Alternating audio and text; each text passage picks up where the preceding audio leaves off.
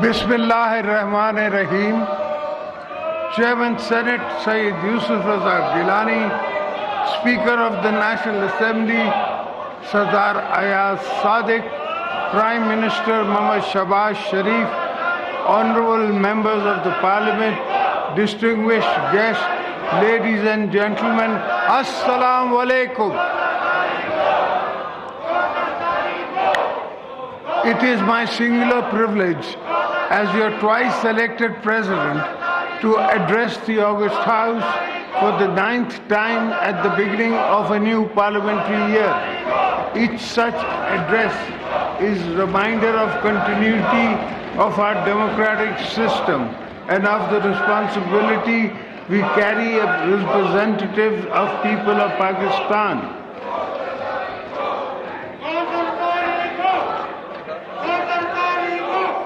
Nations are tested only in times of crisis, but a key crossroad. The past year has reminded us that the strength of our republic lies in its constitution, in the resilience of our people, the responsibilities of parliament and government, and courage of our armed forces.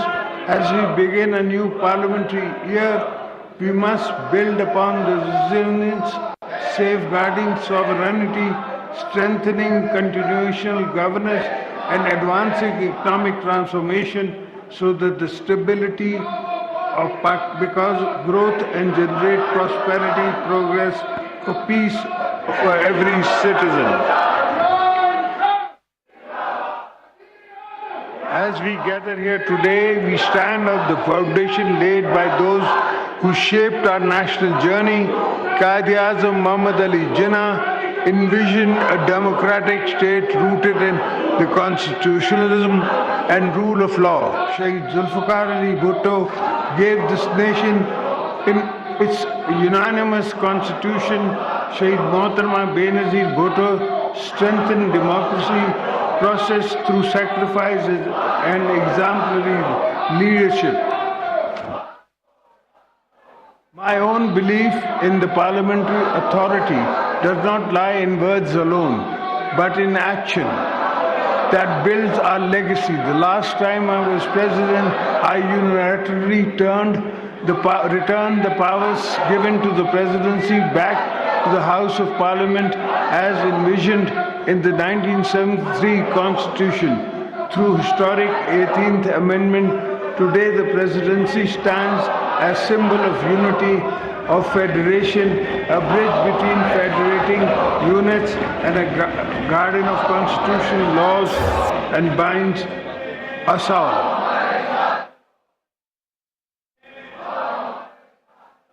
Honorable members, the past 10 months tested our nation in profound and complex ways.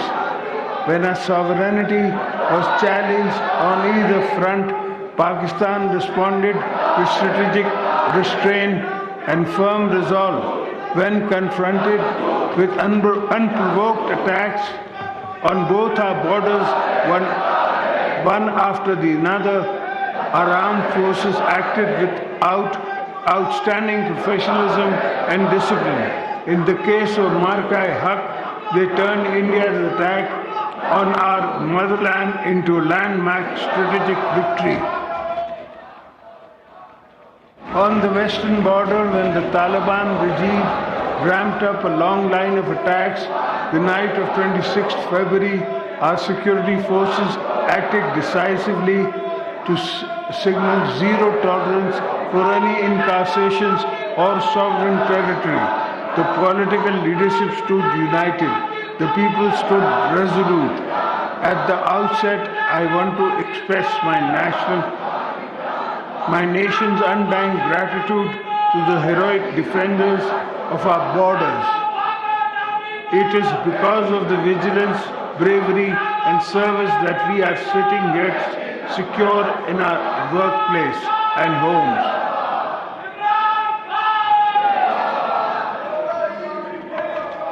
In both successive military encounters, whether short or long, the sacrifices of our army, our forces, navy, rangers, front volunteer corps, police services and intelligence agencies will never be reduced to numbers. We only see their action on the media with pride. We don't really see the blood and sweat and tears that go into their training and hardship and service. Each operation reflects planning, discipline and restraint.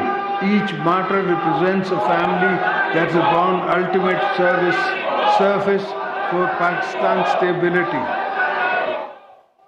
When I visit the families, I feel the same pain that I felt when I lost my wife, Shaheed Mohtarma Benazir Bhutto, who was martyred by terrorists in the prime of her life.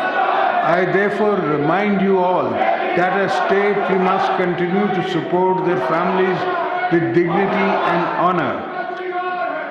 2025 marked a turning point for Pakistan, defined by the resounding military victories in Marka-e-Haq, which decisively repelled external aggression and shattered the myth of regional conventional superiority.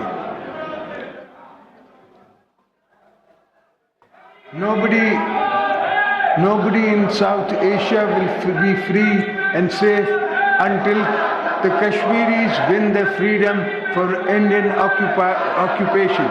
Today, trapped in the strategic short-sightedness, India's leaders said they are preparing for another war.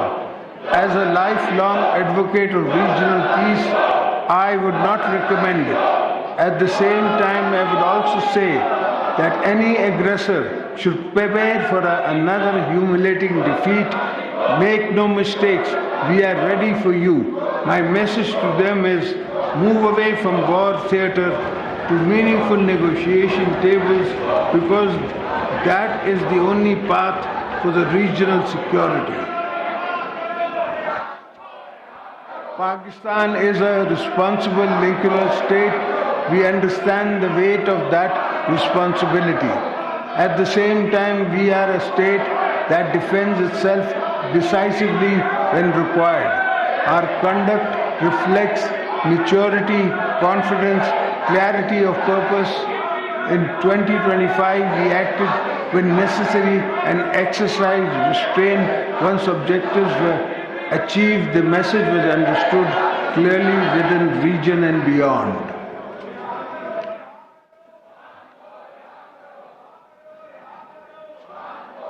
In 2026, last week, in fact, when India began to amplify the proxy operations via Afghanistan, the Taliban regime saw with shock and awe what Pakistan can do if pushed past the red line. Until that week, we had tried every possible form of diplomacy to prevent an outbreak of military response to terrorist incursions from Afghanistan, for as war, as always, the last option to state accepts a strike attack on its soil.